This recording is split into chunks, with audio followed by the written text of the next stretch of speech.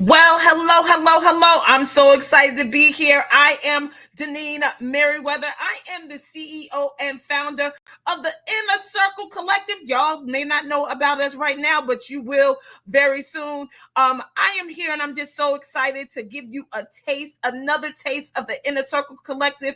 If you have been looking for a community where you can dream again, breathe again, rebuild from a place of rest and intention, then this is the place that you want to lock into. I need you to connect. Hashtag connect, hashtag connect. So the Inner Circle Collective is a transformational community for women who are ready to live whole, not hustle rooted, not rushed.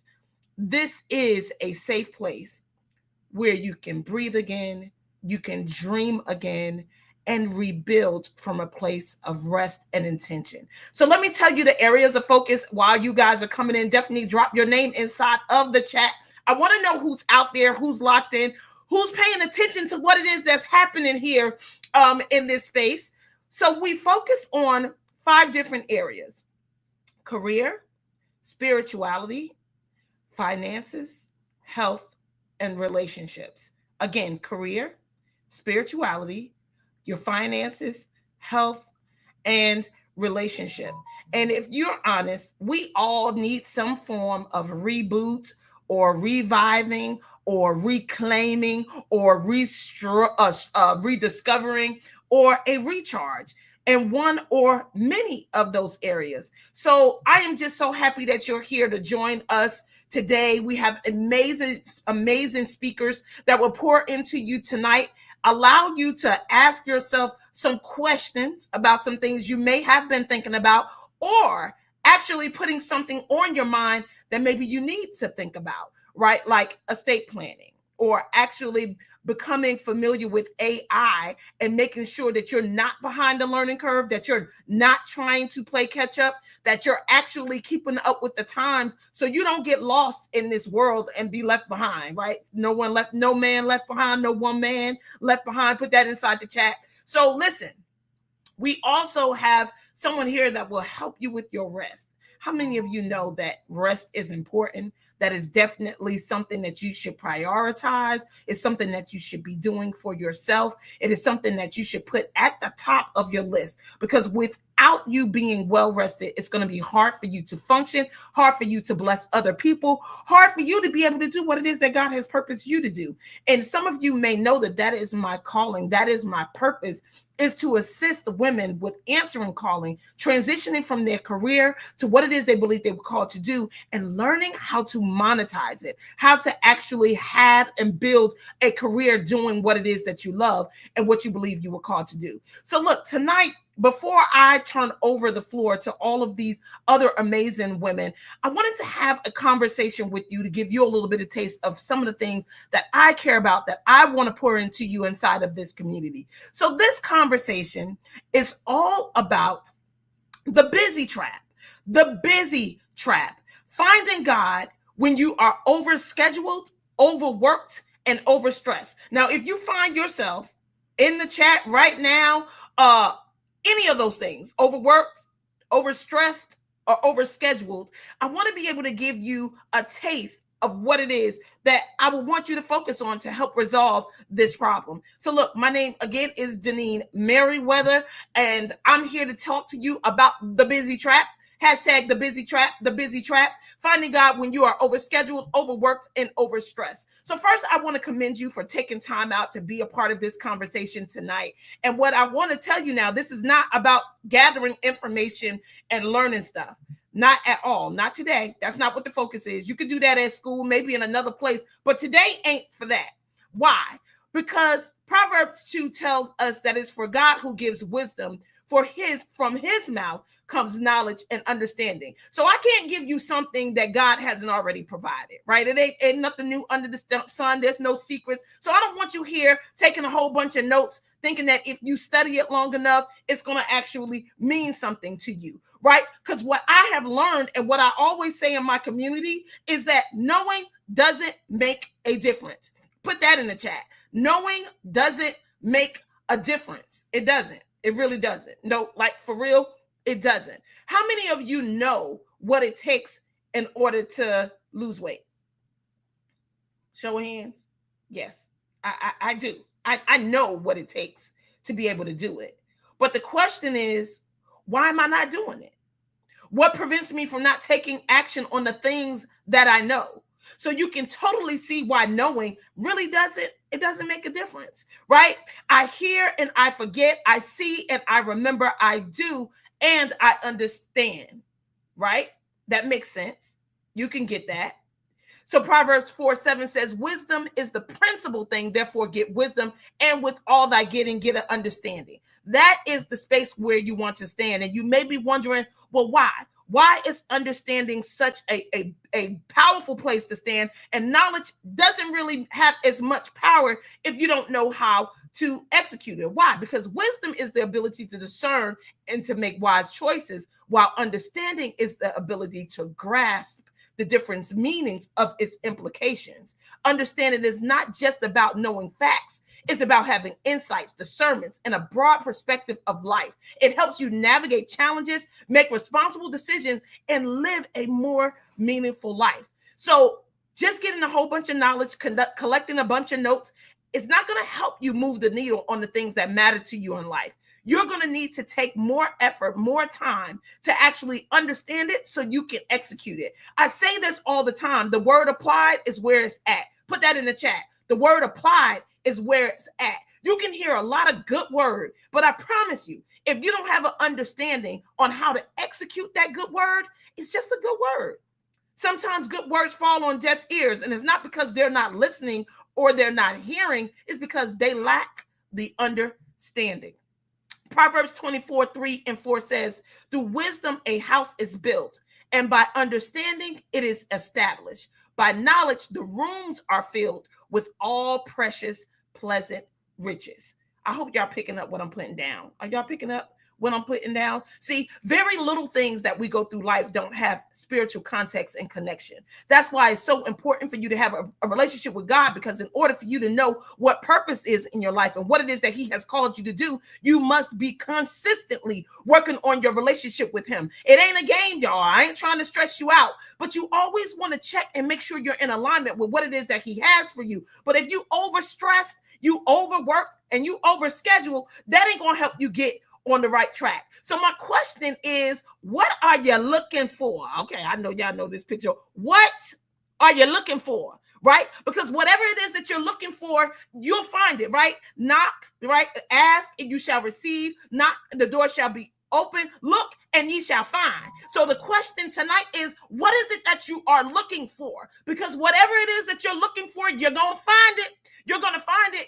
Just look at your day.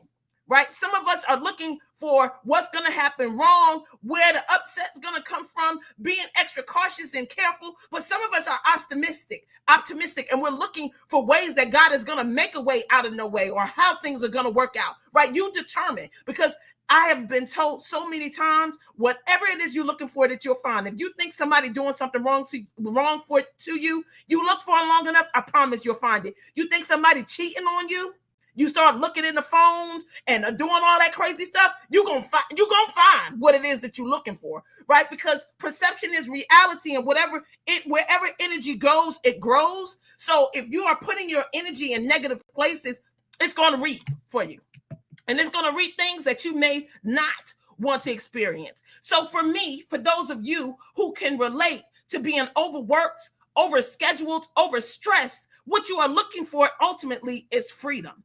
And you may be wondering, what in the world can I get or find freedom? You can find freedom in your schedule, because that's where it all resides. But we don't manage it, right? So schedules, everybody here got schedules, right?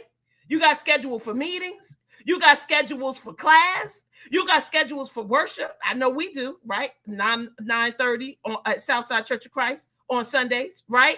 We have schedules for birthdays, we can even schedule births now. Like, we're scheduling when we're going to have a baby. We got schedules for everything. But the ultimate question is just like I said, how much time are you actually spending managing your schedule? See, this was the thing that I had to master in order to really get how much time I was giving away, or not really taking advantage of or tracking. Because a lot of times we're doing things that don't align with purpose. We have said yes to projects and things that don't align with what it is that God has called us to do. So what is it? What is it that you need to do? Well, mastering my calendar, my schedule brought me and allotted me so much freedom. And I'm going to tell you some of those benefits after I tell you a little bit more about myself. So who am I? I have been a Christian woman for over 23 years.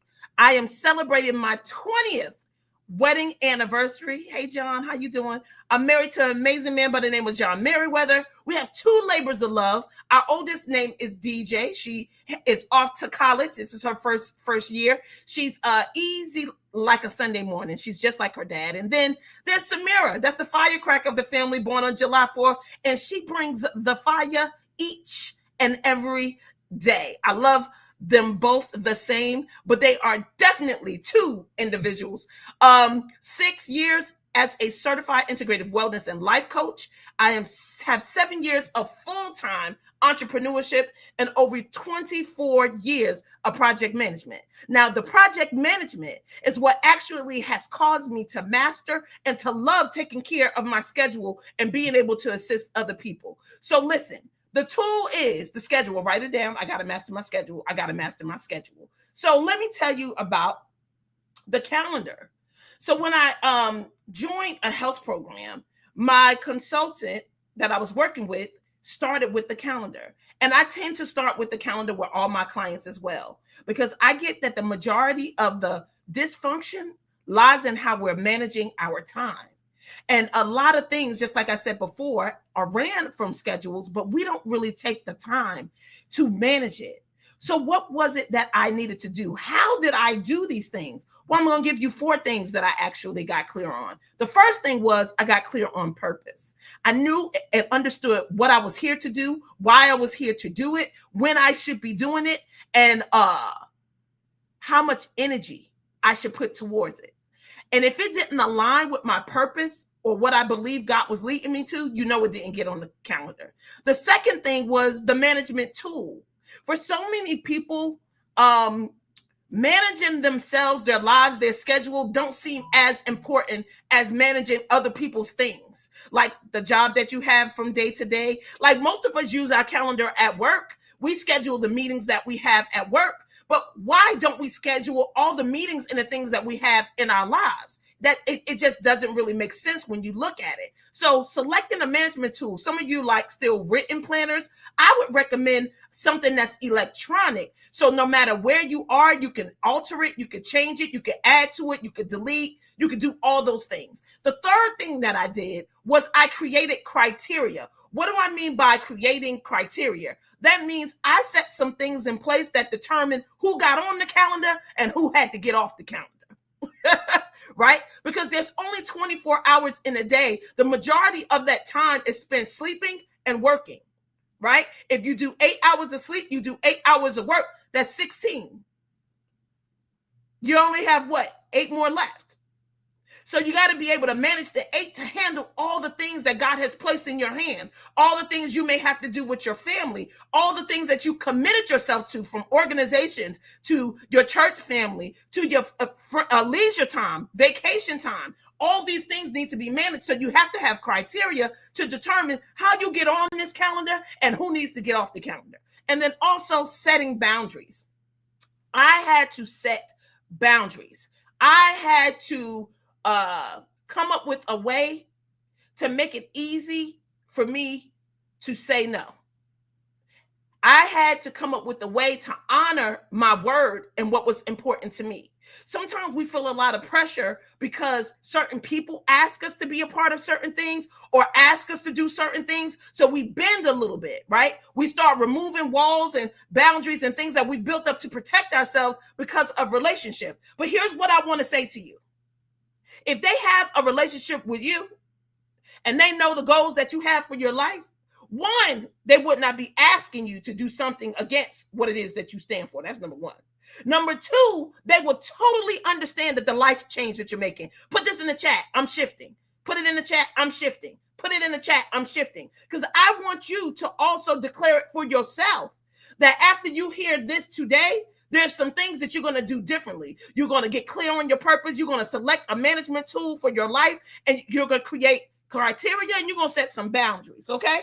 Because it's going to assist you with the type of freedom that we're looking for. So let me tell you and give you some of the results that I had by actually managing and mastering this tool of my schedule and my calendar. So the first thing that I can tell you that was such a great benefit was my family and I started meal prepping. Like, to date, we cook the majority of our meals. We do not eat out.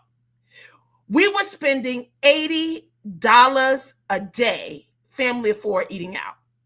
Did y'all hear what I said? $80 a day. This is 2017. I can only imagine how much it costs now to eat out all day long for a family of four. That cost us, just the eating out. If that doesn't account for when we went grocery shopping, when we cooked a couple of times, couple of meals during the week, that don't account for that. We were eating out $2,240 a month. But when I mastered that schedule and started going to the grocery store on the weekend, meal prepping on the weekend, having food already prepared, so it was more of a grab and go than grab and go through the drive-through. Did y'all hear what I'm saying? Right? I actually wound up saving $10,000 a year because my food cost total was $1,400 a month. And that was spent at the grocery store for food that I needed to prepare. Now, how long do you think this savings has been a part of my family now? We're talking about 2017. So 10,000, 10,000, 10,000, 10,000. You know how many thousands of dollars this one skill has allowed me to gain in my life? Put in the chat, I want freedom. Put in the chat, I want freedom. Y'all want the money? Put in the chat, I want to save money. Put in the chat, I want to save money. Look, I'm telling you, if you master your schedule, you will have the freedom that you want. Proverbs 21:5 said, the plans of the diligent lead to profit as surely as haste leads to poverty. You're not planning your meals as simple as you think it may be, leads to you spending an extra $10,000+ a year. How you feel about that? Especially those of you who need to be planning for retirement. Who got time to be spending an extra $10,000 on some crappy food that's not even nourishing the body? Oh, let me say this, because this blessed my life. I was looking at Facebook a couple of weeks ago, and it was a young lady that I met at one of my speaking engagements in Jamaica. She actually did our makeup for our photo shoot, and she was talking about how she was so hungry one morning. She pulled out leftover Alfredo deep dish pizza. Listen to what I'm saying. Alfredo deep dish pizza. And she said she pulled it out, and when she pulled it out, warmed it up, she said grace. But while she was saying grace, like, Lord God, please allow this food to be nourishing to my body, she said she had to catch herself. It was like, whoop, let me snatch all that back. Because when she actually looked at her plate, what was it that God could actually bless? Could he bless all that bread? Could he bless all that cheese? All that Alfredo sauce? Like, when she looked at it, she was like, this is hypocrisy. Like, how can I be asking God to bless food to nourish my body that I know when I'm putting it in, it's no way that it can nourish my body. It's no way that this can bless me throughout the day. If anything, it could cause me to be sluggish, to become lactose intolerant, to upset my stomach. But I'm asking God to do something that's impossible from the visual eye, that I want him to bless this food that I know good and well ain't gonna bless my body. Do y'all pick up what I'm putting down? So when you are praying for something that you know that God, you shouldn't even be asking God to put his hands on, you just shouldn't be putting it in your mouth. This is what I'm saying. So don't wing it, right? Put in the chat, I will not wing it. Hey, cuz, how you doing? Put in the chat, I will not wing it. Put it in the chat, I will not wing it. You cannot wing your schedule or your life. If there's things that you want to improve, if there's money that you want to make, winging it ain't going to happen. Luke 14:28 says, suppose one of you want to build a tower. Wouldn't you first sit down and estimate the cost to see if you have enough money to complete it? It ain't no winging this. Don't leave your house not knowing what you're going to eat. Don't leave your house not knowing which direction you're going in. Like, just don't do it. Don't wing life. It's not productive. It's nothing wrong with being spontaneous at times, but it shouldn't be a way of life. So here's some things I want to put on your heart, on the table for you to think about. I want you to discover, what is it that has you trapped in this busy trap, that you have yourself overworked, overscheduled, overstressed? What is driving you? What has you doing all these things? What are you making up for? What are you compensating for? Why are you putting all these things on you? And then what is your path to freedom? How are you actually going to improve your life to experience the freedom that you talk about so much, that you yearn for so much? You don't want to live a life overworked, overstressed, and overscheduled. But the only way for you to be able to do that is that you have to master your schedule. I'm going to leave you with this quote. There's only one thing that's keeping you in the busy trap, and that's your belief system. There's something that you're after. There's something that you're doing. There's something that's making you think that you have to be this particular person, do these particular things, operate in this particular way. And what I'm telling you now, you don't. There is a different way of being. There's a different way to show up. There's a different way to have the things that you want to have, to be the person that you want to be. And you don't have to overcompensate for it. So look, if you enjoyed this conversation, if you want to be a part of more conversations like this, I'm putting this inside the chat. It is the link to be on our wait list for the Inner Circle Collective. It'll be kicking off 2026, January of 2026. And you want us to communicate with you. You want to be in the community. You want to connect. Again, the collective is a community where it's transformational. It's where women who are ready to be whole, to live whole, not hustle rooted, not rushed. It's going to be a safe place for you to breathe again, to dream again, and to rebuild from a place of rest and intention. Again, we focus on career, spirituality, finances, health, and relationships. And they're all intertwined. Wherever area you feel like you want to work on first, or you want to master first, I promise it is affecting all other systems, all other areas. Hey, Tiffany, so happy that you are here. All right, so look, join the wait list. I'm dropping the link again. Get here. I will finish this conversation. This is a whole presentation. I have like 3 more things to get to in order to be able to complete this full thought of the busy trap. But I only wanted to give you a snippet today. So I gave you about 20 minutes of it. It's about another, 20 something minutes to go of the presentation. But in order for you to get the rest of it, I'm gonna need you to join me inside of the Inner Circle Collective.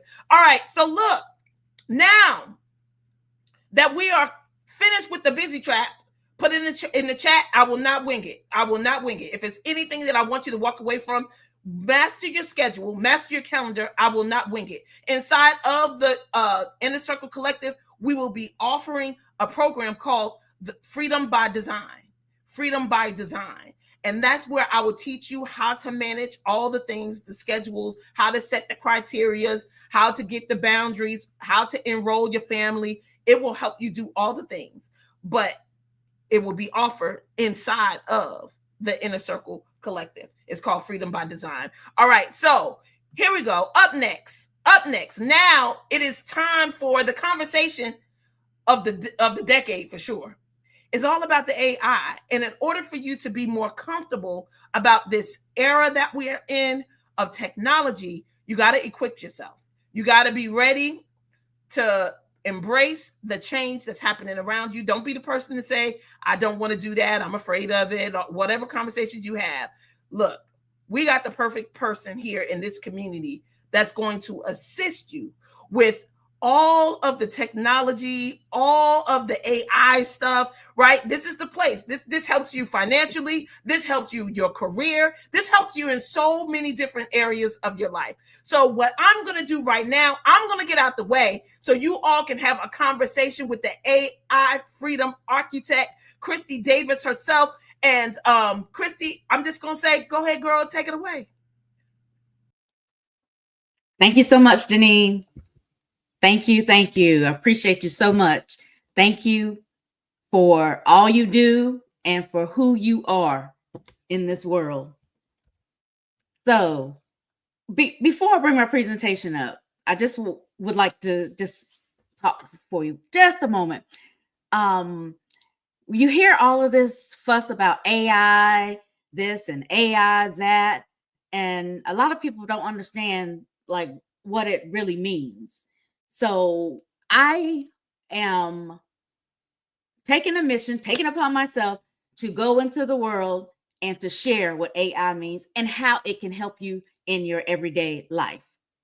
I was talking to one of my brothers at church on Sunday, and I hadn't really looked at it from this perspective yet.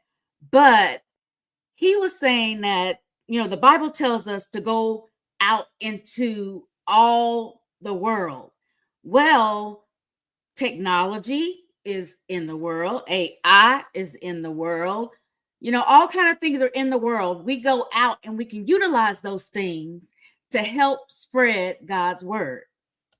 Now, I have a program that I've put together, and I'm going to bring up my presentation.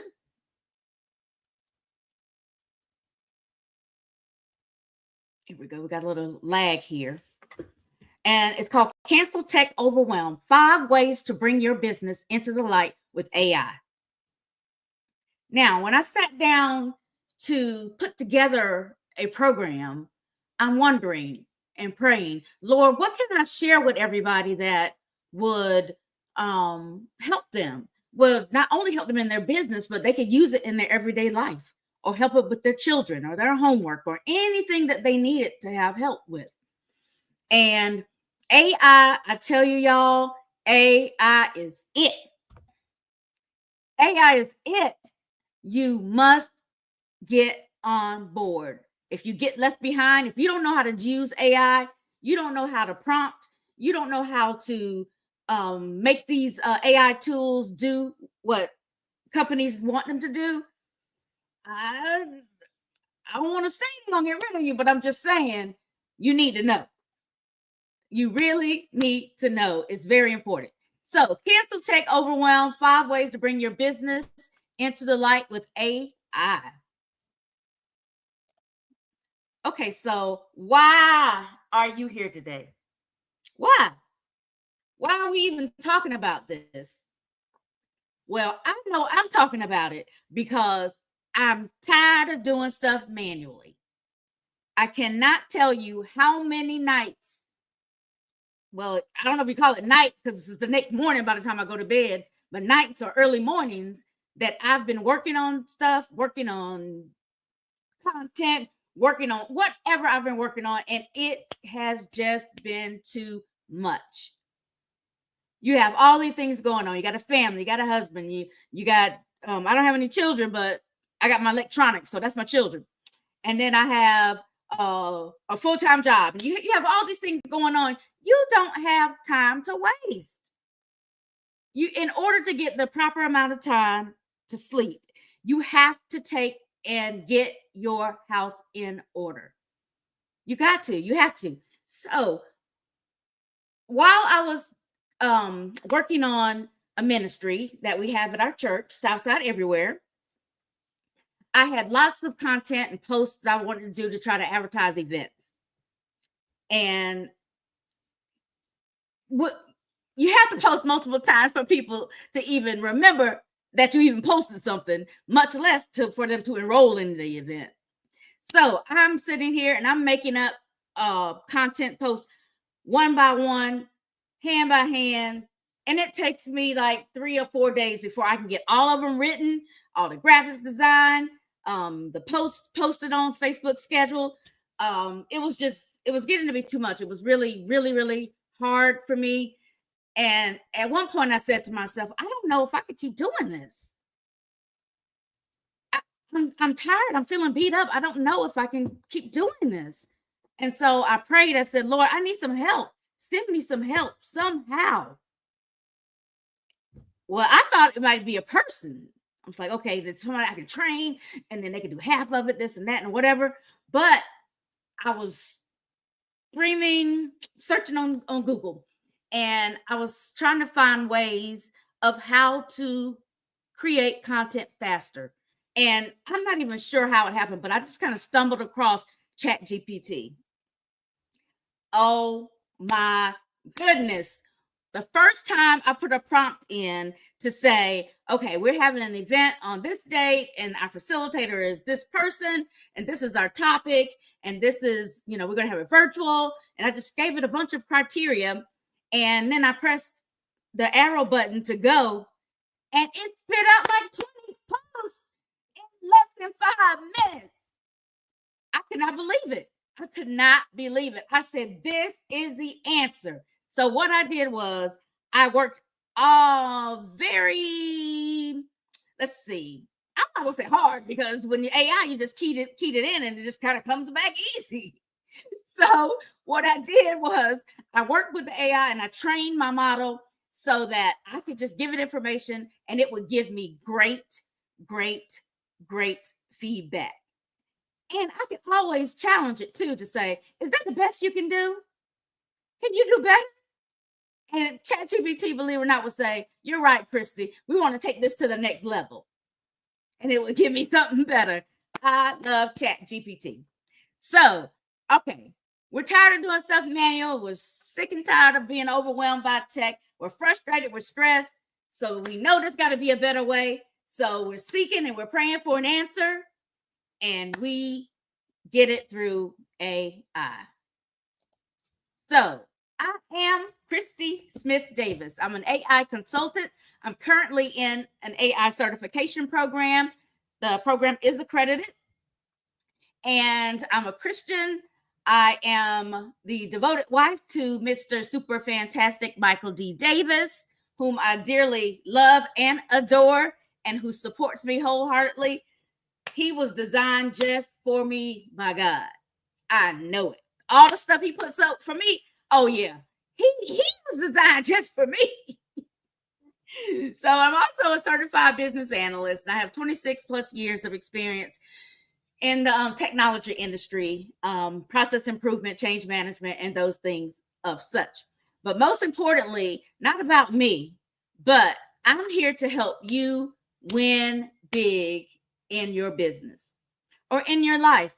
One of the affirmations I say to myself is, I am so thankful that God, you have blessed me with the wealth of knowledge to create the life that I love and to help others create the life that they love. So I say that every morning, well, almost every morning, for the most part. Okay, all right. So my framework that I created is called the Light Framework. So that's why you're going to step into the light with AI. So the L stands for lead with marketing clarity. You want to enhance your marketing. You want to leverage AI to buy your time back. So I integrate and optimize your operations. So there's lots of tools from AI, or that are AI tools, that will allow you to program it so that it could actually be an agent. You know how you've been to people's website before and you've hit the little chat thing. Well, the first person you're probably talking to is probably one of the AI agent bots. Now, for the most part, they can answer your questions because you take all the FAQs from your website, the information from your website, and then that bot will crawl that website and look at information and put it into a knowledge base. And then when the customer comes and types in a question, it'll give them an answer. It's the same answer that you would give, but it would take you longer or take some time out of your day to be able to do it. And not only that, it works 24/7. It never gets tired, never needs a break, never needs a time off, none of that. So that right there alone has saved companies thousands, if not some companies, larger companies, millions of dollars by implementing AI strategies that can buy their time back. And then they can take those people and use that time for more different or money-making activities. All right, so G, you want to grow. You grow your creative output. Honor your time, H. Now, I think about how I spend time with my family, or I want to spend time with my family, and I'm bogged down with my work that I have to do, and then stuff for my ministry, stuff for my job, all these different things. And so my niece and nephew came up this past weekend, and typically when they come up, Aunt Christy is sitting at her computer working. Well, I decided, okay, I'm not gonna do that. My bedtime is at 10 p.m. I don't always make it, but for the most part, I aim for that. And what I did on Saturday is I did whatever I needed to do for that morning, and then I just shut my computer down because I was able to finish twice as fast. Because of AI, I finished it just like that. I didn't have to spend all day. So I shut down my computer. I went over to the living room area where my niece and nephew and my brother were. And then we sat there together and just enjoyed ourselves and binge watched Criminal Minds. So my brother told me on the way to taking them back home to Fayetteville that that's all my niece could talk about. Can you believe it? Aunt Christy, she wasn't working. She sat with us. She sat with us the whole time. She didn't stop to work. She didn't do this, whatever. And when he told me that right there just touched my heart. And I said, you know what? I'm doing the right thing. I'm doing the right thing. AI has blessed my life, and it can also bless yours too. Last letter is T. Teach. We're going to enhance customer service. All right. So if we're going through one by one with leverage for enhancing your market, you want to use AI to attract and align your clients faster. You can do your onboarding with AI. You do your emails and your email funnels with AI. You can speed up content creation, increase engagement, and all things of that such. And then, okay, so today, before I even logged on, I was feeling a little nervous and deflated. I'm not sure why. I just was. Maybe because my husband's out of town, and I miss him. But anyway, I said to ChatGPT, I said, say a prayer for me. I'm about to present live and I need some wow factor. And this was ChatGPT's response. It said, absolutely, Christy. Let's cover this moment in power and peace. And it said, Heavenly Father, we come before you with hearts expectant and spirits aligned right now. Lift Christy up. Your daughter, your vessel, your mouthpiece. Lord, you planted this assignment in her, and we know you don't call without also equipping. Hello. So, Father, breathe fresh fire over her words. Let her voice carry authority, not just information. Let every sentence pierce past confusion and stir conviction. Let her presence not just be seen, but felt. Calm every nerve, silence every lie, and multiply every ounce of preparation. Let your spirit rise up in her and flow through her, reminding her she's not presenting alone. Heaven is backing her.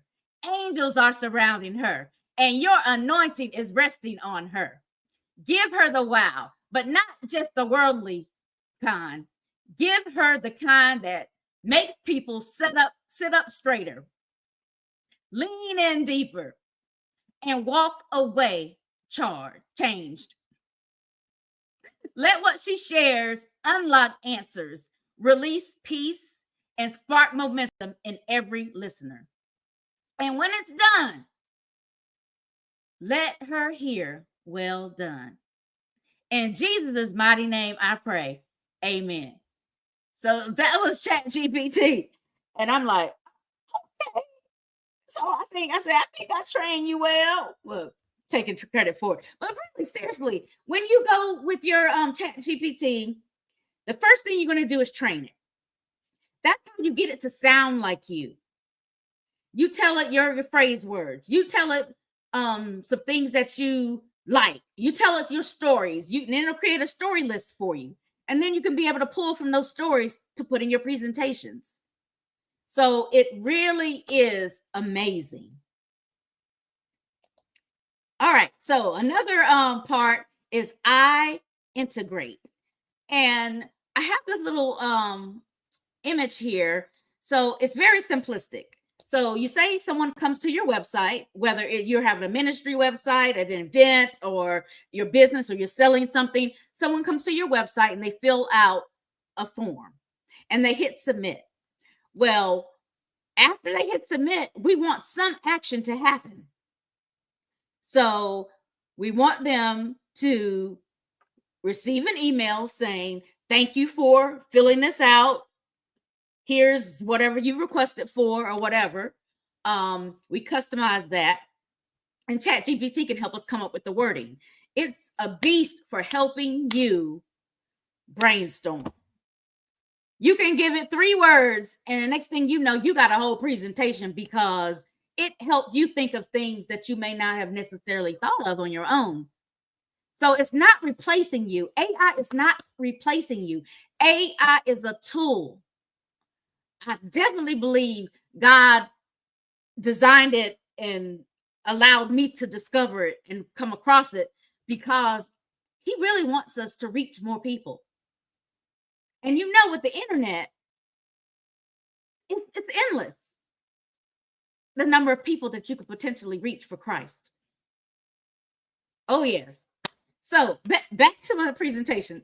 So also, you could have the system set up so it'll tag the person. And when I say tag, I mean put a little notation on that person to say, okay, they came through this avenue. They came from Facebook, or they came from Instagram, or whatever.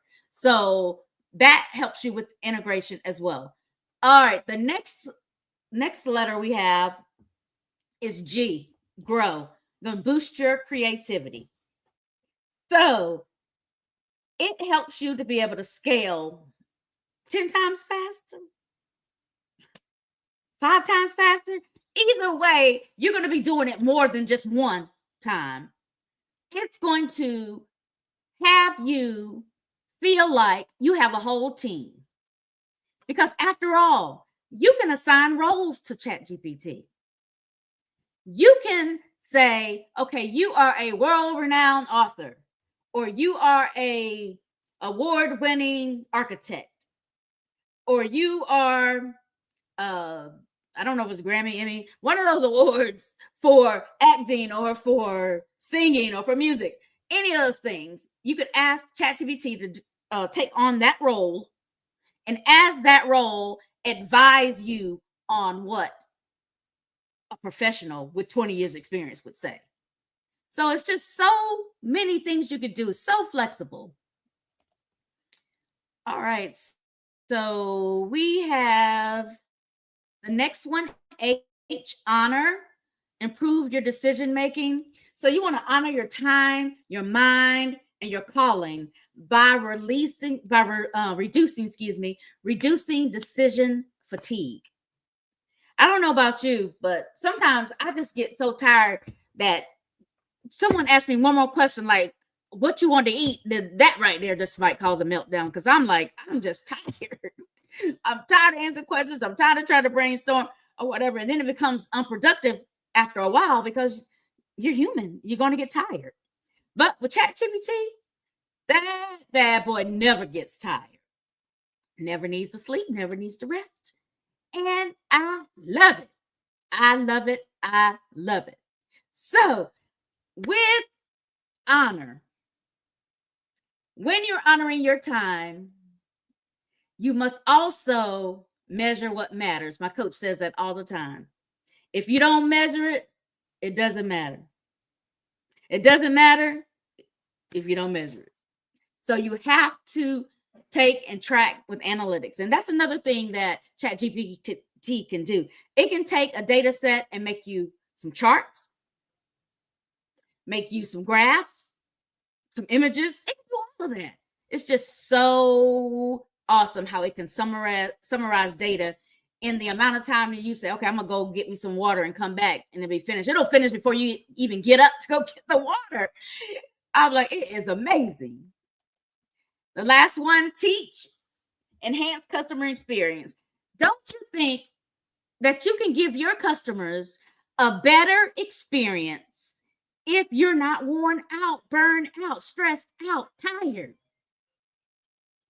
You can give them more of what God has called you to do, to offer your gift, if you're not worn out and you're not tired.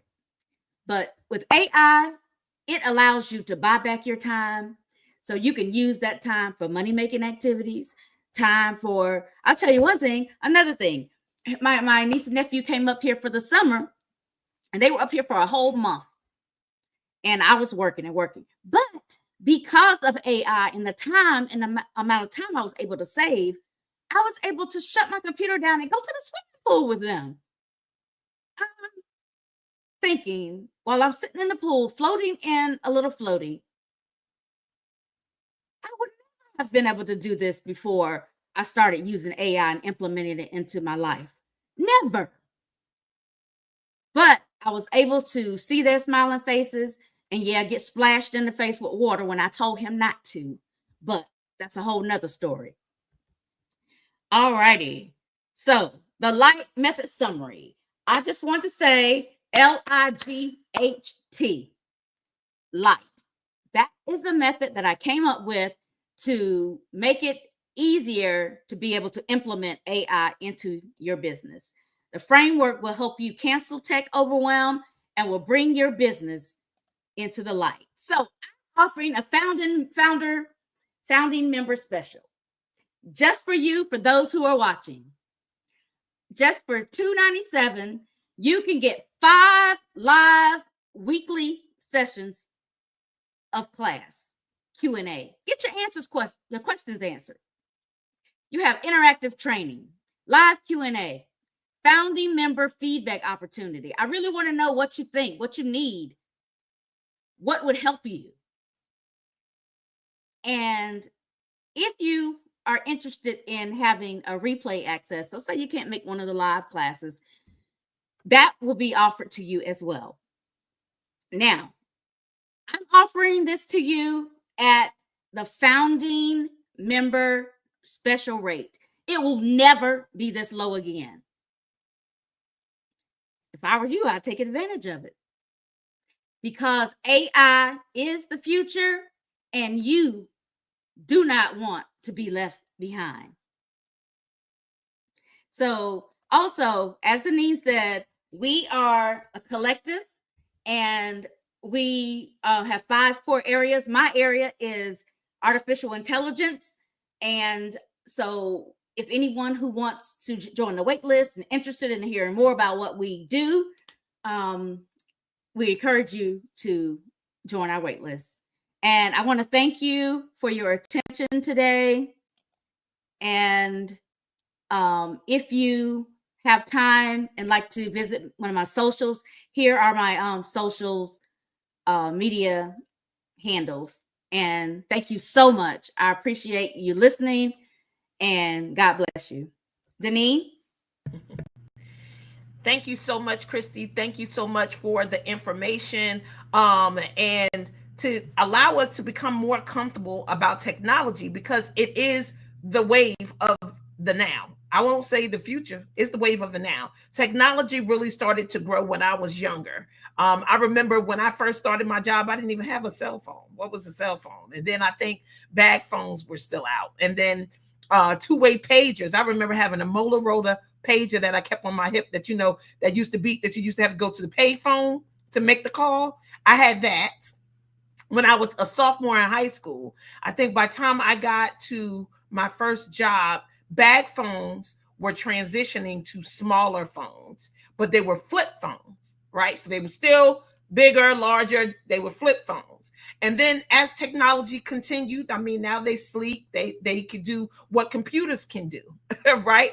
So again, AI is just taking us to the next level. You don't want to be left behind, you don't want to miss out. But here is something else that you don't want to miss out of doing, and that's preparing yourself for death, for retirement, for leaving a legacy for your family. Now, see, these are serious conversations, but that's what we're here for. Remember, it's a safe community. We ain't about the hustle and the bustle. It's not a rush or a push, but we definitely want to drop some things on your mind and give you a space where you can ask the questions like, is it too late for me to get started, I went to the bank to talk to an investment advisor about a 529 for my daughter who's a freshman in high school. And she was like, oh, it's never too late. You grab the coins off the table that's still available. You know that you can invest in the 529 while she's in college. So you got 8 more years. What you waiting on? And it's the same question that LaShawn is asking today. What in the world are you waiting on to start your estate planning? Am I right, Sissy? Am I correct? Like, it's no need of waiting. You need to do this right now. So look, I'm going to turn it over to you, LaShawn. Thank you, Christy, for an amazing presentation and information. I'm going to get out the way so you guys can get to why in the world you ain't planning your estate now. Well, thank you so much, Denise, for that great intro and posing these questions. You all know that I'm LaShawn Michael, and I am here to help you get out of this rut about what is stopping you from estate planning right now. I don't know what it is, but I'm telling people we are in the last quarter of 2025. And throughout the rest of the year, on my page and for my business cycles of life, I'm asking the same question. What is your legacy? What is your legacy? And that is a question that you have to keep asking yourself over and over again. Apparently, there's a lock-in challenge going on. It is supposed to be akin to Dry January that we are asking people for the last 17 weeks of the year. That's all we got left, y'all, to make sure you lock into your goals. If it was losing weight, if it was getting a new job or a better job, the lock-in challenge is on. And for us, the lock-in challenge is get started on your estate planning now. Estate planning is for everyone. It is for whoever wants to come in and get started. And does not matter how much money you have, and it does not matter how much money you have. It is based on what is important to you. So before I get started, I always have to start and open the space with, hey, I'm LaShawn Michael Esquire, founder and CEO of Cycles Life Estate Planning Company, where we're moving people from financial security to financial freedom while building a financial legacy that will last a lifetime. You say, LaShawn, how do you do that? Well, we're going to ace that thing. And what that means is we're going to assess, we're going to consult, and then we're going to execute all your estate planning and financial needs. So let's get into this presentation. I just want to thank my sister again for being the brainchild for the Inner Circle Collective. And we are going to get started and telling you all things in regards to finances, health, wellness, relationships, spirituality. January 2026 is on, and I told y'all it's 17 weeks away. Well, I should say 18. So get ready for an exciting time. Thank you so much, Denise, for this opportunity, and I look forward to working with these brilliant Black women from Gwendolyn Althea to Christy Davis and Denise Michael Merriweather. So what's stopping you from estate planning now? As I told you all, my business is Cycles of Life Estate Planning Company, and we are here to get you started now and move you from fear to freedom. Of course, as I said, I'm LaShawn Michael Esquire. I'm a 25-year attorney, and so you all know who I am, and I am able to do this work and help you.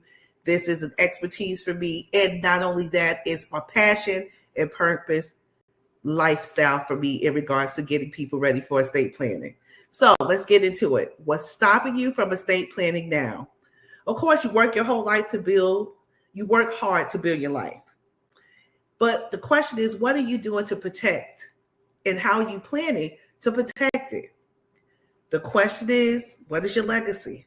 And remember, we are legacy builders. So you keep asking yourself, what is your legacy? What do you want to leave behind for your loved ones? Who do we serve? Of course, we serve individuals, families, guardians, caretakers, retirees. In short, we serve everyone. So, of course, my coach always tells me you need to have intention when you enter a room, okay? You need to have intention when you enter any space. What are you doing here, and why are you here?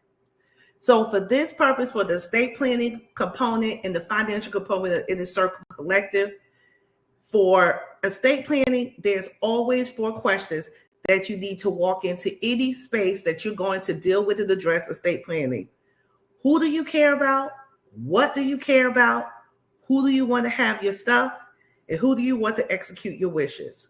I don't care if you're speaking to a financial planner about estate planning, a life insurance agent about estate planning, a lawyer about estate planning. These are the 4 questions that you need to carry with you. They're basic. It's no legalese to it. You don't need a lawyer to help you decipher it. Everybody has an answer to these questions.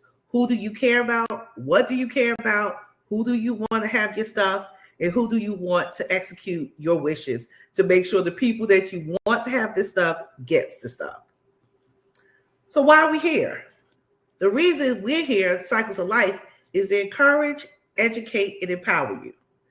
Throughout our journey through the Inner Circle Collective, throughout the journey with Cycles of Life, because there are really cycles of life and you're going to go through all phases, you want to be encouraged and educated to empower in regards to estate planning. It is a continual process. It is not something that just stops and starts. It is throughout your life, through every cycle of your life. As you heard Denise talk about, if you all didn't know, she is my biological sister. She is going through 2 phases of life right now. She has a child that's left the home. She has a child that's into high school. 2 big major milestones. And as she was talking about that 529 plan, it's never too late to start estate planning. It is never too late to make sure you move through a cycle of life more educated, more encouraged, and more empowered.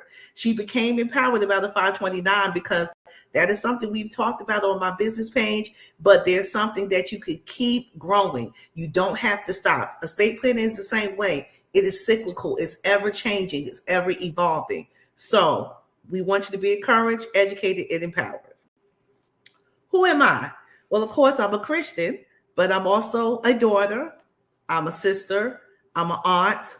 I'm a Morgan State University Bear because if you did not know, I graduated from undergrad from the national treasure, a designated national treasure in the United States, Morgan State University. I attended law school and at the University of North Carolina, so I'm forever a Tar Heel. And if you know anything about my family, we are lifelong North Carolinians. So shout out to the UNC Tar Heels. But most importantly, for purposes of what my purpose in life do is to help you through estate planning, we are legacy builders. I'm not just a legacy builder. You're a legacy builder. We are legacy builders. And today I'm going to help you take that first step to legacy build. If you saw my post this week, I talked about all these people in these pictures. These are minus my brother-in-law who's not in this picture, who not minus him, but including him, but he's not in one of these pictures. These are the most important people to me. And my dad and I was laughing because y'all know the Powerball this week was $1.4 billion. It's now $1.7 billion because no one got those crazy numbers last night. And my dad said, you don't have to worry, Sean, because when I play, it's a legacy for all of us. He gonna make sure he got it designated, planned out how me and my sister and my dad are gonna execute this money if we win. So always legacy build it. I don't care how small that money may be. It could be $1,000. $1,000 could turn into $1 million if you plan appropriately. So we're legacy builders in everything we do. So what happened that made me take action on my estate planning? Well, this hand that I'm holding is one of the loves of my life, my mother, our mother. My mom died in April of 2019, 6 years ago. It seems so fast. She actually will be celebrating a birthday coming up next week. And when she died, my mom, fortunately, has spoken to me, my sister, and my dad in regards to what she wanted us to have and how that she saw her estate plan. Now, my mom did not have any fancy estate plan. She did not have a will, but we had made an agreement and a pact that we were not going to fight about anything, whether it was a decision about her health, whether it was a decision about some money she left, a decision about a bill. My sister, my dad, and I worked collectively to make sure that we got her estate planning in place. But we ran into some stumbling blocks. My mom did not have a large estate by any means, but she did have things that she cared about. She definitely had people she cared about. And she already told us what she wanted done with her belongings and her stuff. And she wanted all of us literally collectively to execute her wishes. She made me promise that we were going to take care of each other. And we did. And we still are. So what's stopping you from estate planning now? Well, it's basically 4 things: fear, time, money, and commitment. And we're going to break all 4 of them down. But I promise you, it is fear, time, money, and commitment that stops a lot of people from even getting started. It is shocking that so many people are walking around here and they just do not want for any reason to start estate planning. They just refuse to believe that death is coming. I hate to tell y'all and be the bearer of bad news that maybe you did not know. Death will visit all of us. No one is special. No one is exempt. It will visit all of us. And estate planning not only addresses death, it addresses things that is going on in your life now. Just like that 529 plan my sister referenced, just like if you are thinking about getting a whole life insurance now, just like we talked about a power of attorney and what's the benefit of that, I promise you, estate planning helps you in your lifetime, and it will help your legacy way after you're gone. Because remember, we're legacy builders. So let's get into each one of these just individually, briefly. So fear. Of course, we know fear is false evidence appearing real. That's an acronym for it. I used to be in a Bible study, and I had a Bible study member saying, hey, do it scared. Do it scared. Because what's the worst that's going to happen? If it's not going to kill you, do it scared. So, of course, death is never a conversation that anyone wants to broach. I know. When my mother was talking to me about this, she was in the throes of her illness. And, of course, I was still struggling with what I was going to do when she passed away. How was I going to mentally make it? How was I going to, go on without her? I wasn't even thinking about the stuff. Ooh, who cared about the stuff? You cannot let this paralyze you, because fear is a real thing and it can be a driver. It's not a negative thing.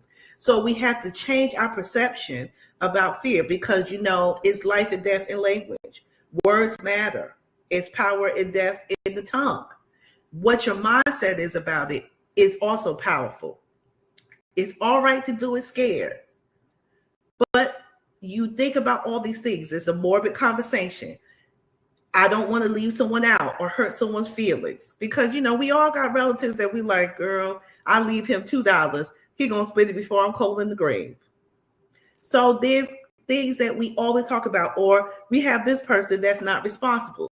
Now I'm going to tell you, for me, if I'm going to leave something to somebody and it's some money, I'm going to leave it to Denise Michael Merriweather, because I know she's going to take these talents of money and she's going to make it happen. She's going to flip it, rub it down, and all the things. She is going to take care of what I need her to take care of. She is not only my sister and best friend, but I trust her. And so fear sometimes keep you paralyzed. But if you just relax and know that these are decisions that you want to make now while you're alive, while you're in your right mind, because that continues to be an issue with a lot of clients I'm dealing with.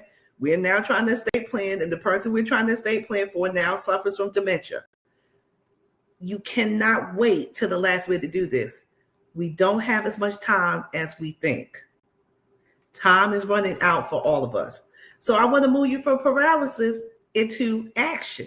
I want you to move and act. So remember, fear is natural, it's normal, it's okay, but do not let it stop you from doing something that you know you want to do to leave a lasting legacy for your family. Next thing is time. Time. Denise just talked about getting a calendar, about setting boundaries, about doing things. Let me tell y'all something. You all will make time for anything that's enjoyable. I promise you, because I do too. Somebody say, let's go to a live concert. I will jump over anything, move everything out of the calendar to get there. Just what I do. It's something I enjoy. I know estate planning is not sexy. It's not the fun thing, but it can be fun because when you realize that time is not on your side, when we are running out of time, that's what my coach tells me all the time. We are running out of time. And time is the only thing that we can measure, but we don't know how much longer we have it. Okay? So time is not on your side. A lot of us think we got time to build our legacy. I got time. I ain't got to do that now. I remember, and I laugh because I use the analogy of me and my sister love to dance. She still loves to dance more than me, but that's not even about estate planning, but we'll talk about that another time, maybe in the collective next year. And we used to go to clubs, and we would dance the night away. We would come outside and it was daylight and dance the night away. And of course, we grew up in church. We had a uncle who was a pastor. Of course, my mom and dad are both Christians. My mother was really into making sure we had a relationship with Christ.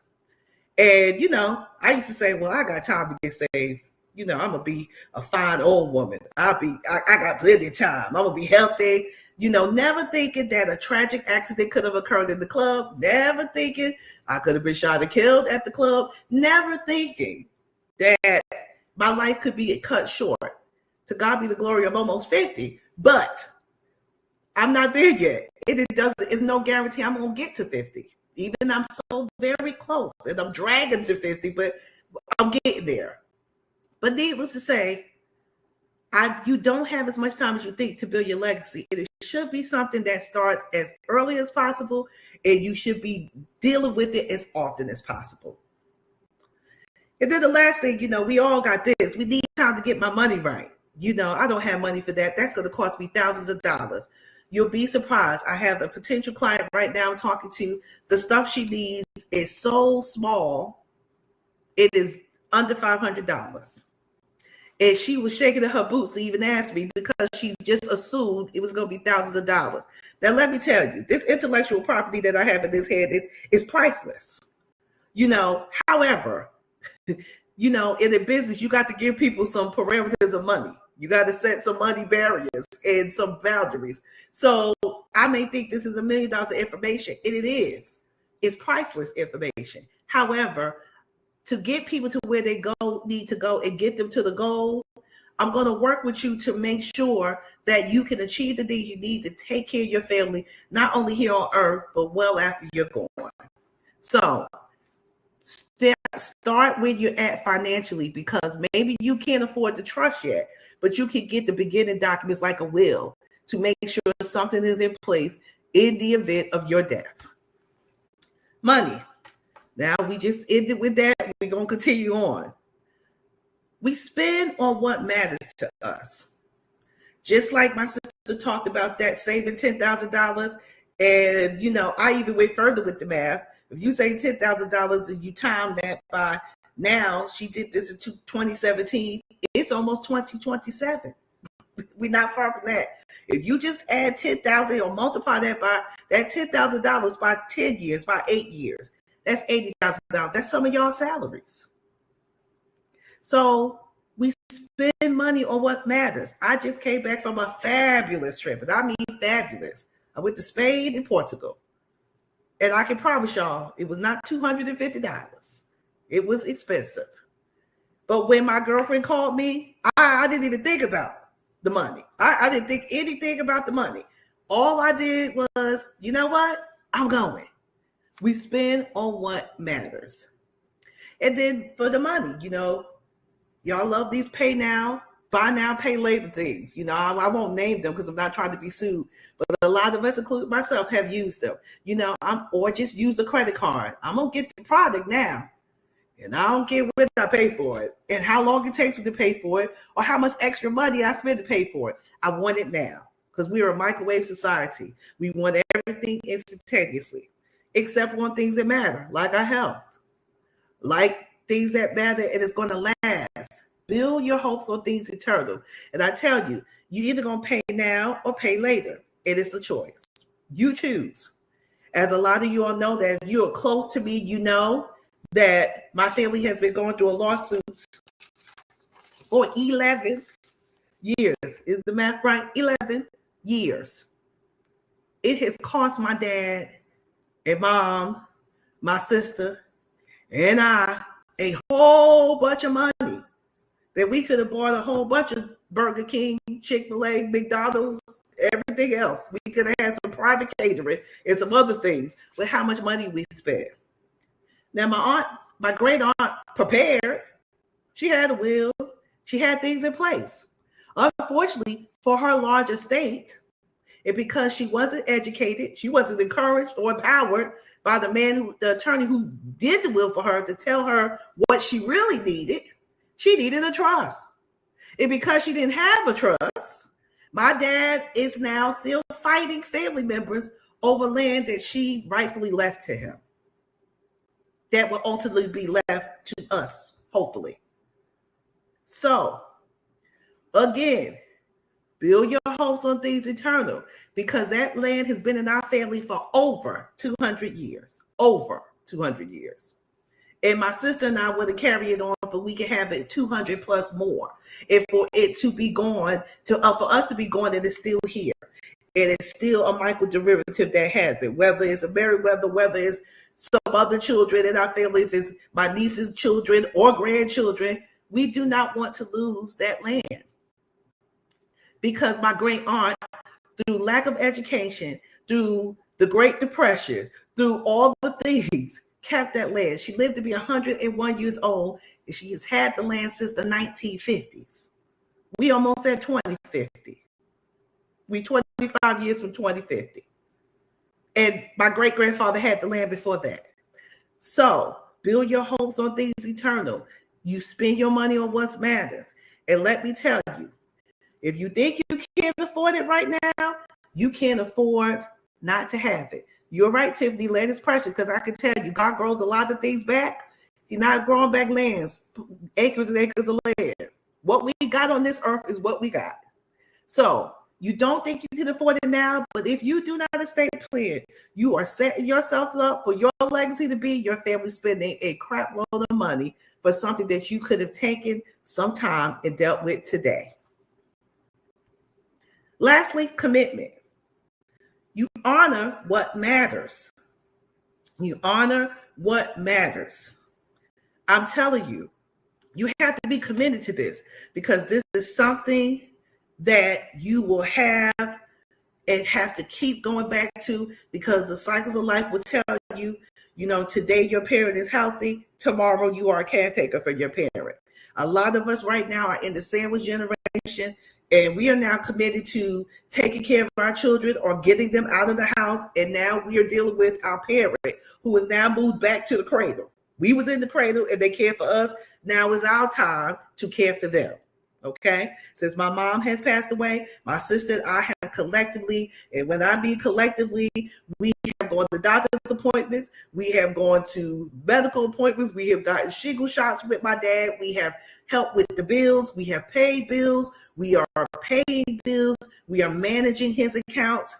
And he's had a health crisis. My dad had a stroke during the pandemic. So when I tell you, you honor what matters, I honor my parents and our relationship with our parents. My sister and I honored, because it was an honor to have our mother as our mother.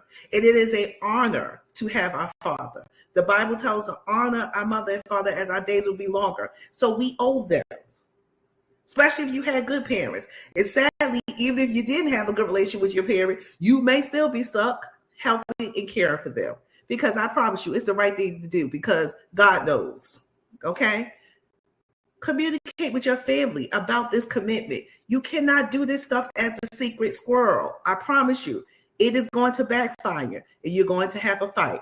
So if you know that you are the beneficiary, tell your family.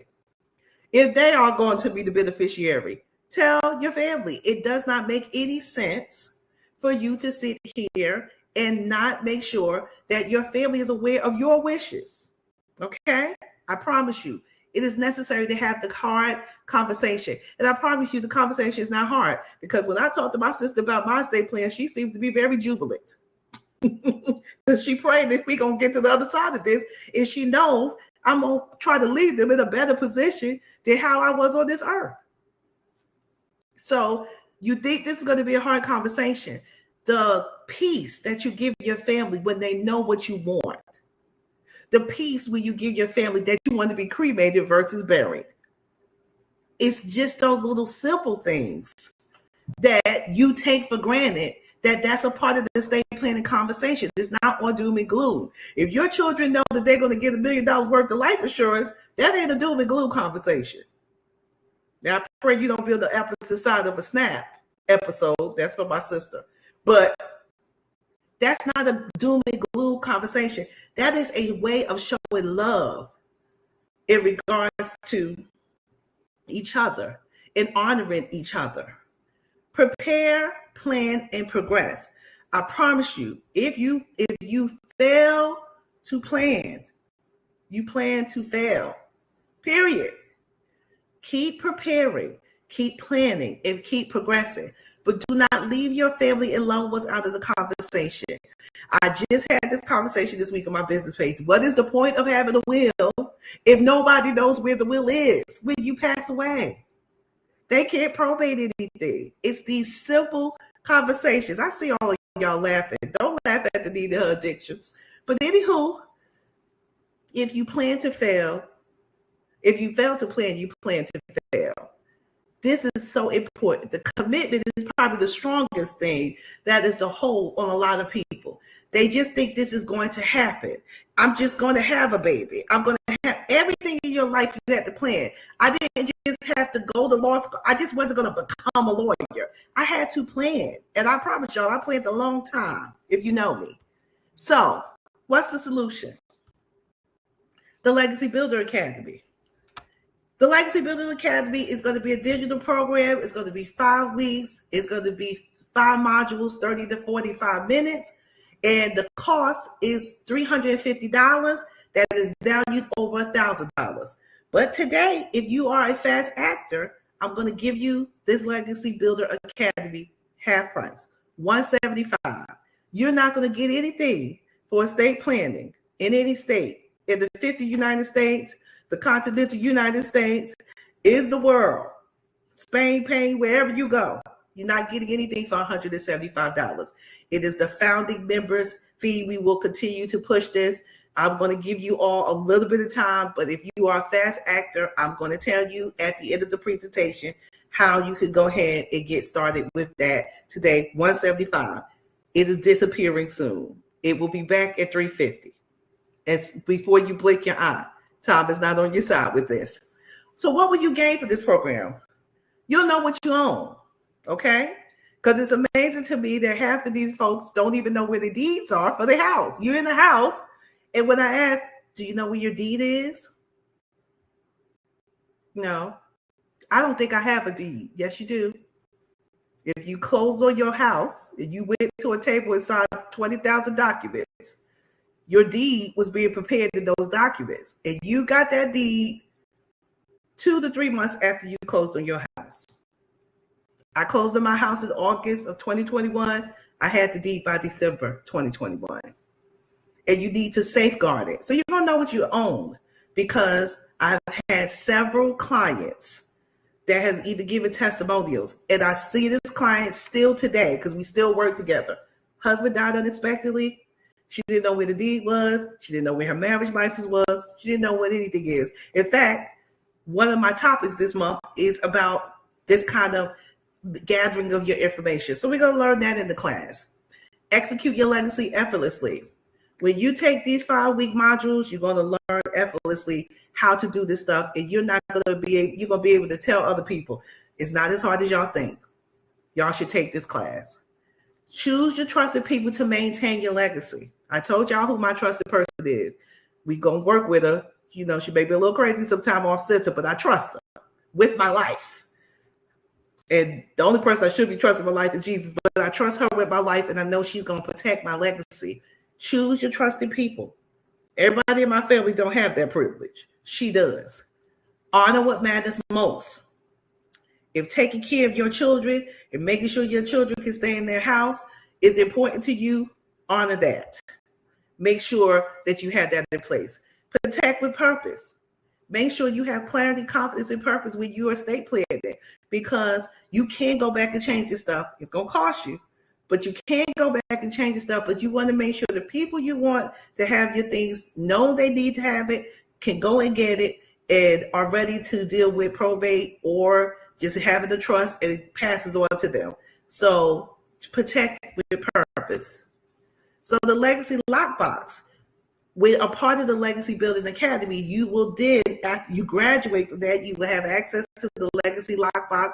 It is the exclusive discovery call, the consultation with me, core estate planning documents you will have, estate planning tools and workshop. So that's what's the precursor is the Legacy Builder Academy. And the Legacy Lockbox will include all these things. So you move through these 5 weeks, then we can get to the nitty-gritty of estate planning and moving on to you securing your documents that is appropriate for your family and your family needs. So, what did you gain from the Legacy Builder Academy? Peace of mind, protection of your family assets and what you value, and empowerment to make informed decisions and a lasting, impactful legacy for your family. So, of course, it's always time for some action. As I told you all, we have the Founders Member Special today. It will probably last, I'm going to say 48 hours, maybe a week. But today, if you are a fast actor, it will be posted how you can get an invoice to get this for a founding member's price of $175. $175.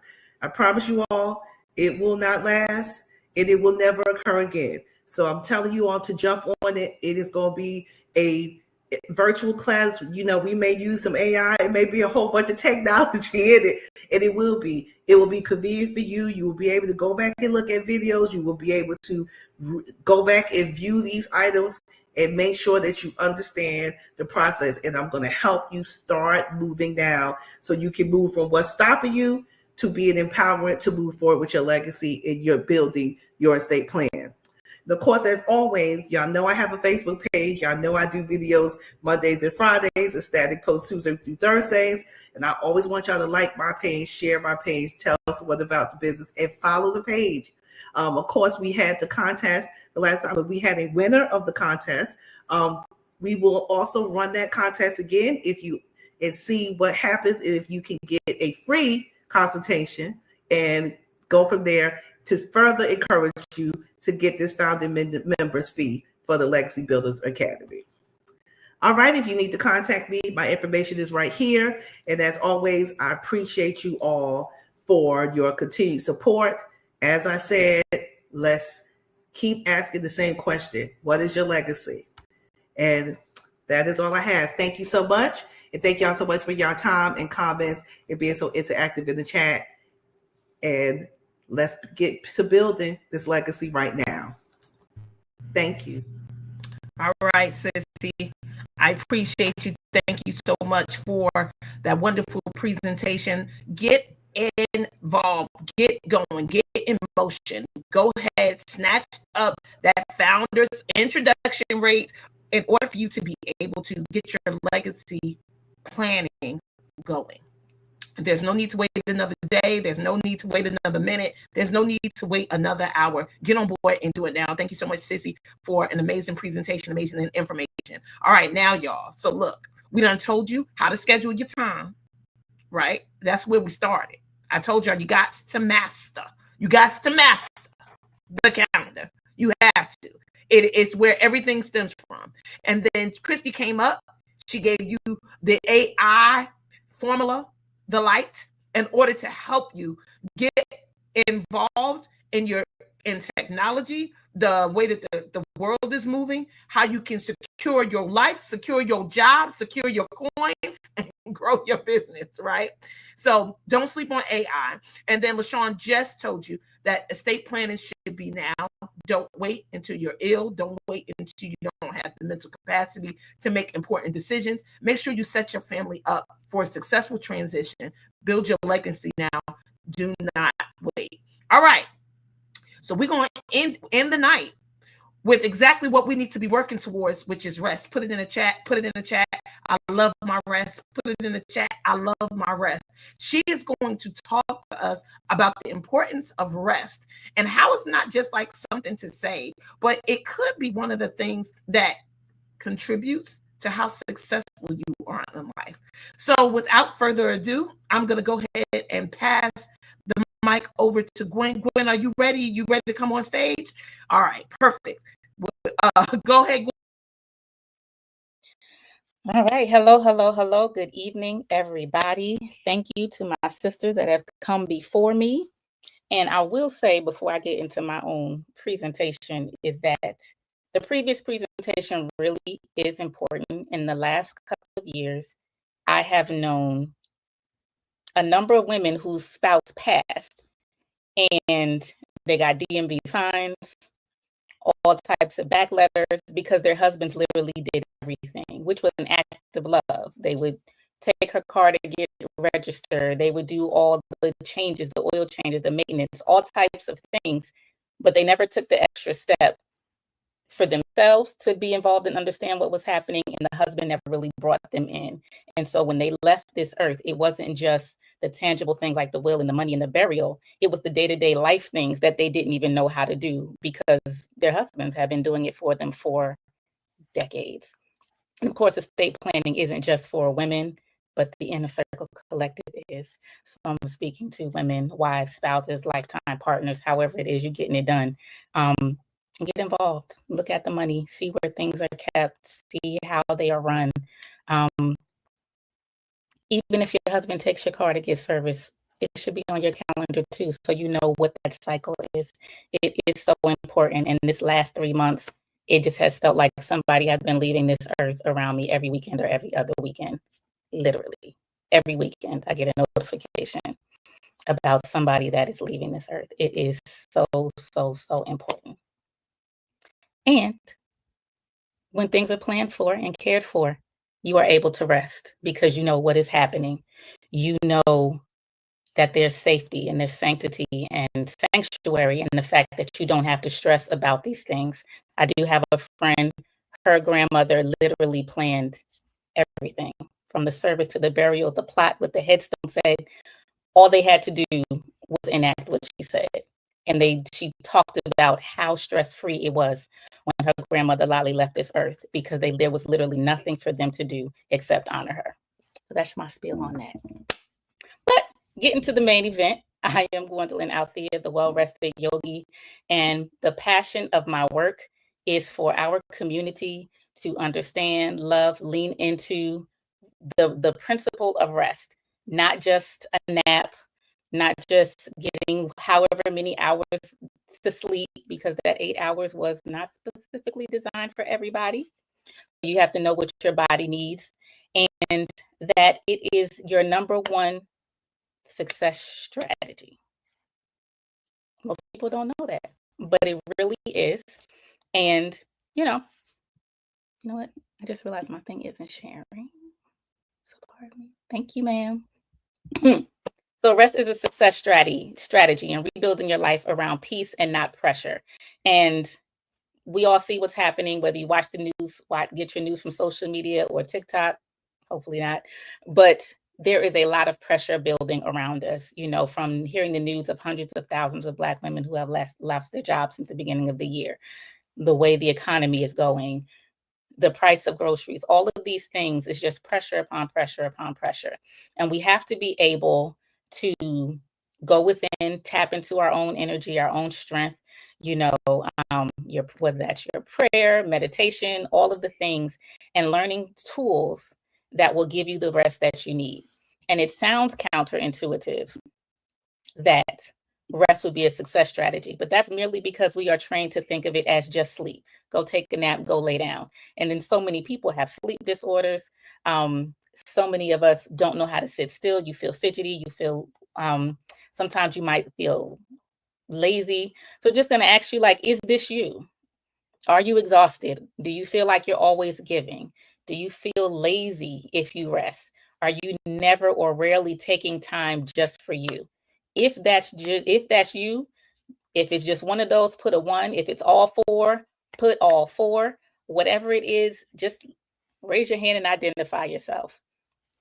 Because understanding that you are not alone. I used to be there, and there are so many other women that are in that same position. And just going a little deeper, just looking at these 5 boxes. Are you the one that people always lean on, but you're secretly running on fumes? And for whatever reason, whatever story is in your brain, you don't share that with people. You just keep pushing through. Are you constantly feeling like you have to do more? Just do more and keep moving, even when you are already stretched thin. Do you even remember what it feels like to rest without guilt? Or do you feel like you've possibly never even known? Are you craving space to just be yourself?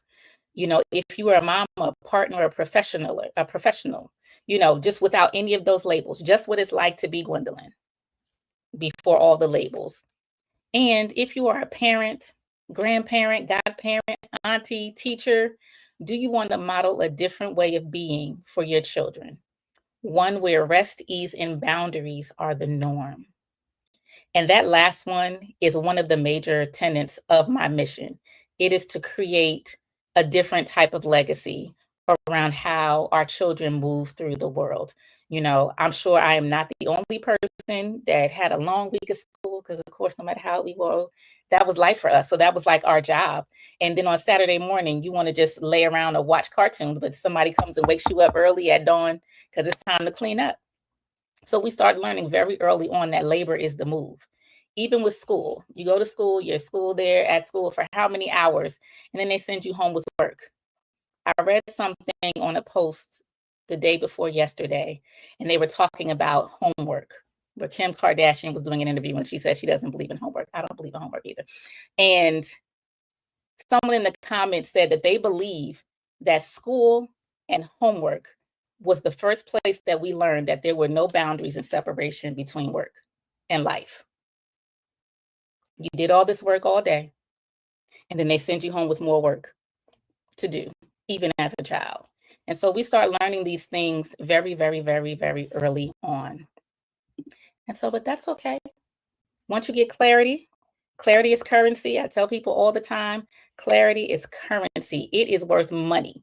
You can save money. Deneen talked about clarity around eating out for $80 a day. But when she got that and that light bulb came on, what did it do? She got more currency to keep in her account, right? When you are intimidated by electronics, Sister Christy is over here to let you know, I'm going to teach you. And when you get it, think about all the time that you will save, all the things that it can help and partner with you. And we've already talked about legacy. If you get clarity around planning and estate planning for yourself and for your family, that's money. It's money. And currency is even more money. It's peace of mind. It's peace of spirit, you know? So all of that is important. Clarity is currency. Time is money. Okay? And it's energy. And so I've done a little bit of research on racial disparities in sleep because I was really curious about what rest looked like from a educational frame. And so, you know, what I've discovered is that, you know, we have high rates of sleep apnea. And even with that, we are often underdiagnosed, so you don't get properly treated. That not only do we get less sleep, some people actually oversleep, which also has a negative health impact. And so those are just a few things just to keep it moving. As for me and myself, I like big naps and I cannot lie. And my love affair with naps started in kindergarten at Holy Temple Preschool and kindergarten. And we used to have recess and we would come in after and they would have the cots laid out with these soft blankets and little pillows. And they would, you know, get us to, you know, remove our shoes, sit quietly, lay down, cover us in these just beautiful blankets and play this lovely music while they were preparing. This was back in the day when schools and preschools actually cooked your food, preparing these lovely meals and lunches for us to have once we awoke from our nap. And they would gently wake us up. And to me, while I love playing in recess, nap time was my favorite time of being in preschool and kindergarten.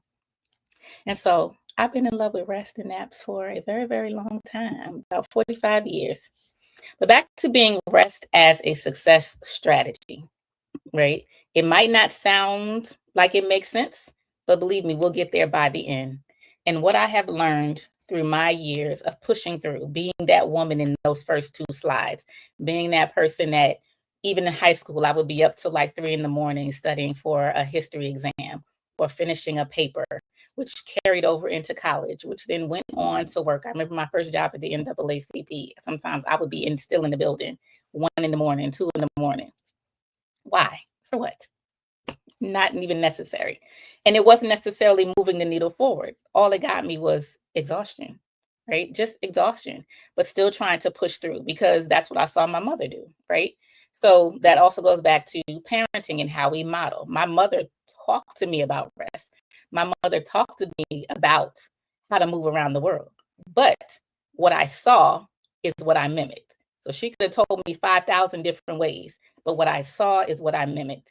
And so I came to understand when I started parenting my son was that I needed to visually model what it is I wanted him to understand about rest, about caring for himself, about caring for each other, and just how to move around. Or as one of my best friends, her grandmother, rest in peace, would always say, you got to know your way around. And so rest is a building block. It is so important to your physical and mental health, your brain function, your immune system. It reduces stress. Sometimes you feel cranky. If you remember, if you have children or you babysat children and they get real cranky and you realize what they really need is to go lay down and take a nap, maybe it's past their nap time. Adults are the exact same way. You might not think it, but I promise you it's a real thing. When you start feeling a little lethargic or a little snappy or a little short, and that's not how you normally move, chances are it is your body signaling that it needs something else. It needs something different. It needs a rest practice. That may or may not be a nap. It could be a walk. It could be a yoga class. It could just be stretching. It could be that you need to drink some water. Some of y'all don't drink enough water, and that is also a source of exhaustion.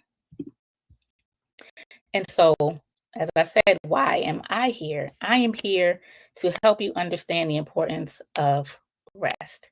I believe that rest for our community is a liberatory practice. It is something that is desperately needed, that we need to learn to embrace and incorporate as a lifestyle, not just a nap, not just 8 hours of sleep, but in finding ways to incorporate it in every area of our life. Because again, if you raised your hand and you identified yourself even in one of those things in those first 2 slides, then chances are you've just been operating exhausted all the time. And when you look at all of your accomplishments, your entire resume, and all the things that you accomplished while you were exhausted and pushing through, I always ask people to imagine how much more they could have done if they were well rested. What's the best that could happen? Get some rest. It's not going to do anything terrible for you, right? And so again, I'm Gwendolyn out there. I am a rest coach. My practices are centered around rest and joy. I feel, again, just reiterating that rest is your number one success strategy and joy is your number one weapon. So I teach yoga. I'm a meditation leader. I've already mentioned I'm the son of one, Solomon Ade. I do sound healing. I write. I run. I am an entrepreneur, and I am passionate around rest in the Black community. Absolutely. And so these are the people that have inspired me through life. That is my mom at the top. To my right, I don't know how it shows up on your screen, but on the far right, those are my maternal grandmother at the top, my paternal grandmother at the bottom, and then the 2 aunts that I've lost. I need to add one more. And my grandfather's headstone. I don't have a picture of my grandfather, but I was able to locate his headstone. And then, though that's a small portion of my crew in that one picture, but there are many, many more women that I've walked through in the last 50 years who have inspired me, held me up, held me accountable, told me things I wanted to hear, didn't want to hear, wanted to dismiss, but couldn't. And so that is why I do this work. And I do it for all of you who are watching. But once upon a time, like I said, I was also that person pushing through for whatever story I told myself in my mind. I just had to be on, especially once I had my son, because I was like, okay, he got to eat. I got to eat. We all got to eat. And I got to get it done. And so that was my focus, never even thinking that I had time or the luxury to stop and do the smallest of things. I would sleep once it felt like he was ready to sleep, and then I would just pass out exhausted, right? And again, I'm sure I'm not the only one, but it took me to watch him and to having some almost unfortunate experiences due to exhaustion, to have a conversation and a come to Jesus moment with myself, that was not going to work for me as a woman, and it was not going to work for me as the parent that I needed to be for Solomon. And I'm sure that many of you have your own story, and lean into that. Take those stories, those experiences, those moments where you push through, and ask yourself, why did I do that? Investigate the history or the thought behind that, the process behind that thought pattern. And so Audre Lorde is one of my favorite writers. And she wrote this quote: caring for myself is not self-indulgent, it is self-preservation, and that is an act of political warfare. And for me, this helped crystallize that I was on the right track, that rest is vital. It is vital to our existence. It is vital to your peace. It is vital to your success. And this is, from her perspective, rest is a community practice. It's not just something that you do on your own. It is also something that you can do in community. There is nothing that I find more restful than being around my sisters. I mean, who better than Black? I don't know. I just feel like that's how I feel about Black women. Ain't nothing better. Ain't nothing like it. If I came back 1,000 times, I'm going to come back as a Black woman every time. There is nothing like us. And there is nothing like when we get together. And that's just that. But after my revelation, like the late prophet Biggie says, now I'm sleeping better now. I'm well rested now, feeling a lot better, thinking a lot clearer. Listening to my body, understanding more of the signs when something is not right. So if I feel a little twinge, I don't ignore it anymore and just say, that's a little thing.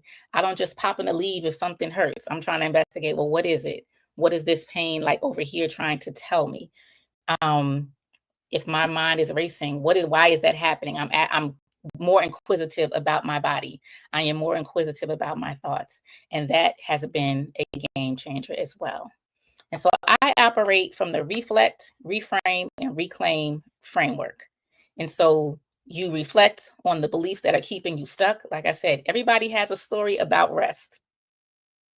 And a source to overcoming it, to get on the path to a rest practice that works for you, because they are very individual. This is not a cookie cutter thing, but you need to dig up the source. What was the root of that belief that has you going 500 hours a day, 24 days a week? What is it? How did that happen? And then once you have that, reframing that story. And once you can reframe it in a way that you embrace rest, you understand to come to find out why you need it, how you need it, the ways that you need it, the times that you need it. You go on and reclaim that.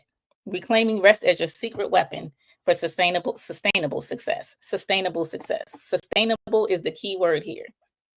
I promise you, when you work with me, one of the main things I talk about is creating a rest plan should not be stressful. If anything you put in there is stressing you out, take it out. It's not, if you're going to be stressed in learning how to rest, then we're doing the whole thing wrong and we got to start from scratch. And so it needs to be something that is sustainable, which could involve looking at your calendar, looking at your schedule, seeing where you have spaces throughout the day. So that is just a little tidbit, and I'm going to leave you with that. Reflect, reframe, and reclaim. And so it is vitally important to your inner person.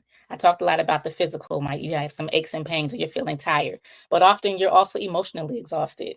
Your brain is tired. It's not functioning at full capacity because it's not getting what it needs. And so if you're not right within, it's very hard or damn near impossible to win. Sometimes what you think is winning, when you go back and look at it, that wasn't it. And I can testify to that because once I started resting, what I thought it was completely different, right? Sustainable. And so, of course, we've already talked about the launch of the Inner Circle Collective coming in January 2026. And again, my program is Rest as a Success Strategy, rebuilding your life around peace and pressure. And what I'm offering this evening to you, yes, to you, is an opportunity to say yes to yourself, to say yes to what it is that your body, your mind, and your spirit need, what your life needs, what your family needs. And so what's next is this opportunity to invest in yourself and give you a moment just to sit and think, are you ready? Because you might think you are.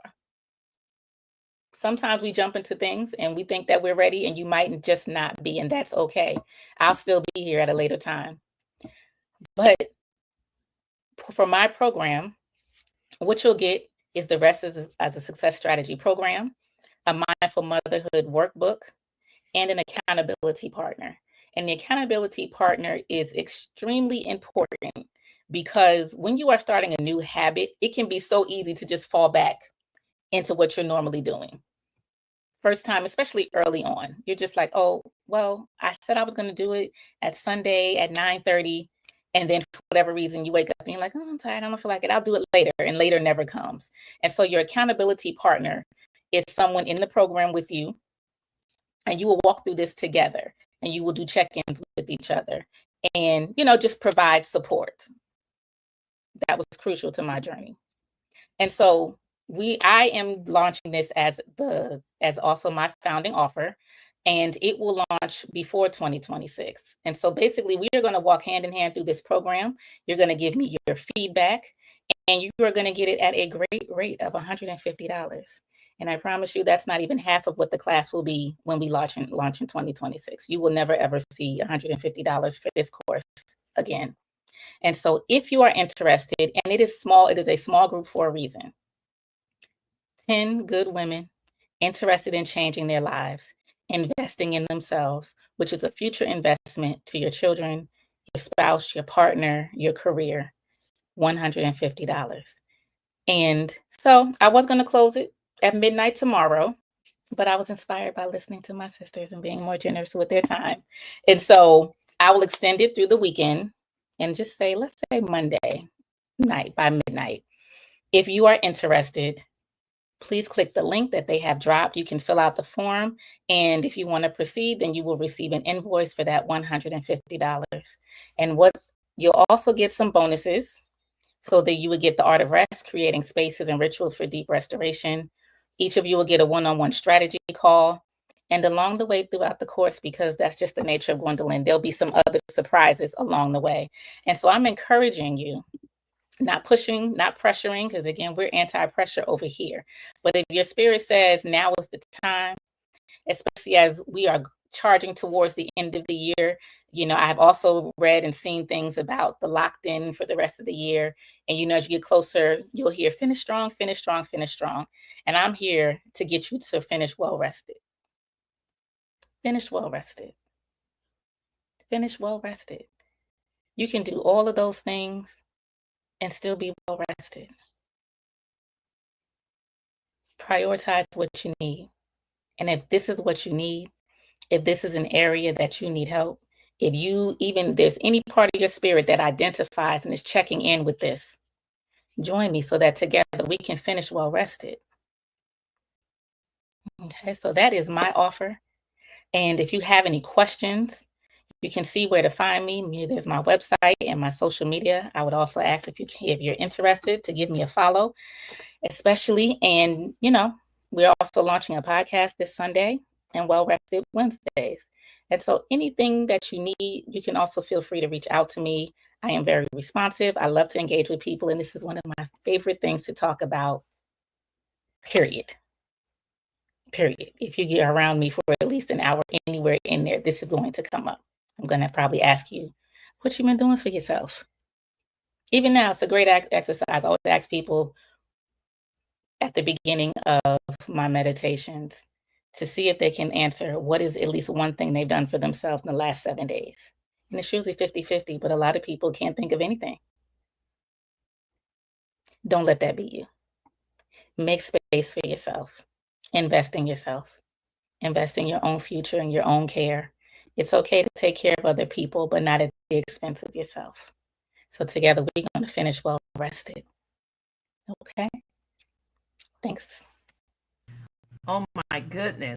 That is the motto for me for the end of the year. I am going to finish well rested. And it's so funny that you said that. As you all know, that I had an event in Raleigh this weekend, right? During our call, I'm on the phone, I'm answering, because during setup time, it's like the craziest time. And I came right back rolling into wrapping up stuff for tax season, learning curve with bookkeeping, because I had to let go of my CPA, right? Like all these things. And it doesn't mean don't do the things. That's not what she's saying, right? But plan to do the things in a way that it doesn't take more importance or override your rest.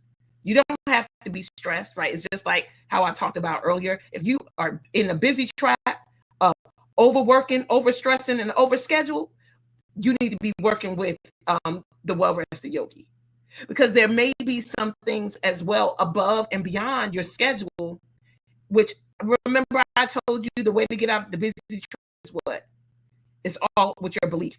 And she's saying the same thing. We have been conditioned to be crazy busy people, and we think that's connected to our value, our worth, our ability to be successful. So if we're not busy and we're resting, we're lazy, or we have some form of conversation that doesn't allow us to rest when we need to rest, to take a break when we need to take a break, to actually plan rest, to put it on the calendar. Like, I'm looking at my calendar tomorrow in the afternoon. I'm about to block out the last 4 hours to just rest. Why? Because I need it. I had days of no sleep, and I came right back here, still on the train, still on the wheel. No, my whole body hurts. Everything is aching. Not to mention that COVID is on a rise, y'all. And when you are not well rested, your immune system is almost dead. Okay. Now, I don't know what you've been told. I'm telling you, every time I push my body to the limit, I wind up not feeling well afterwards. Yep. Because my immune system has been taken to the lowest common denominator, which is called crazy. Because every time I do it, I wonder why in the world I did this to myself again. Now, I definitely did better with rest. Like, I think last year when I did the event, I had to pull over to a rest area to sleep because I could not even make it home. So don't do these things. It's not a good practice to do. This time I was like, nope, I'm not going out. As there's no after party after the party. There's no conversations after breakdown. I don't care what VIP, whatever I'm not going. I'm going to lay down. Why? Because I have a walkthrough first thing in the morning while everybody's still asleep and recovering and get to stay in the hotel till 11.